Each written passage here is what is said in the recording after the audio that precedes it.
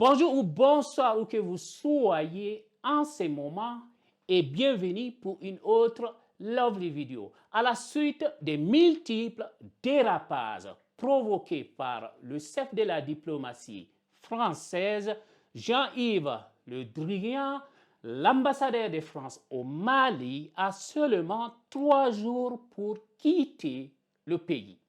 Joël Meyer a été convoqué au ministère des Affaires étrangères du Mali cet après-midi du lundi 31 janvier 2022 pour lui signifier que les propos de Jean-Yves sont contraires au développement des relations amicales entre nations.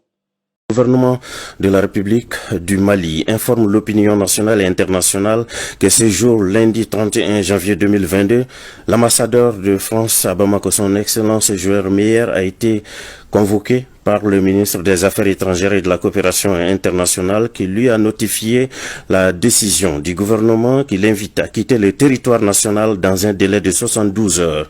Cette mesure fait suite aux propos hostiles et outragés du ministre français de l'Europe et des Affaires étrangères tenu récemment et à la récurrence de tels propos par les autorités françaises à l'égard des autorités maliennes, en dépit des protestations maintes fois élevées. Ces derniers temps, le ministre français des Affaires étrangères a été très critique envers les autorités maliennes.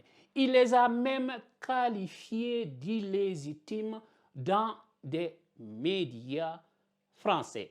Il a aussi estimé que le groupe russe Wagner était déjà à l'œuvre au Mali et qu'il protégeait les autorités en échange de l'exploitation des richesses minières du Mali, chose que la France fait avec les pays africains.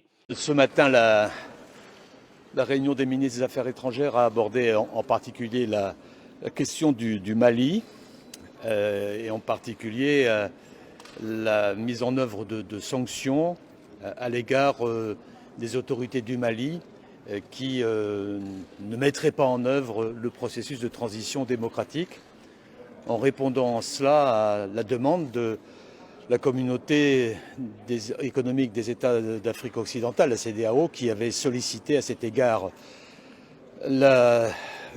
les ministres des Affaires étrangères de l'Union européenne en soutien des sanctions qu'eux-mêmes ont prises à l'égard de certaines autorités du Mali qui ne mettent pas en œuvre les décisions de la transition démocratique. Par ailleurs, il y a aussi affirmation et volonté commune de décider du cadre juridique de sanctions qui seront mises en œuvre contre la société Wagner. Cette société qui est une société russe utilisant d'anciens militaires russes basés en Russie, intervenant sur certains théâtres extérieurs de manière anonyme d'une certaine façon, puisque cette société mène des actions de déstabilisation par procuration pour le compte d'autres. Et par ailleurs se sert directement sur le pays en termes financiers et développe des actions de prédation et souvent des violations, des prévarications qui sont identifiées dans tous les espaces où elle intervient.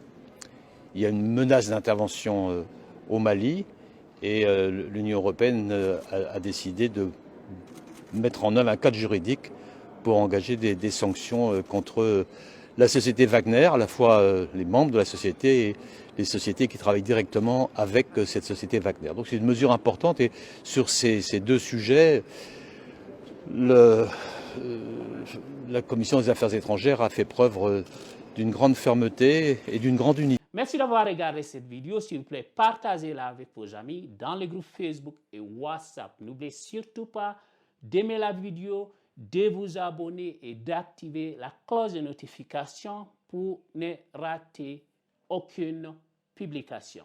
See you guys soon. Ciao.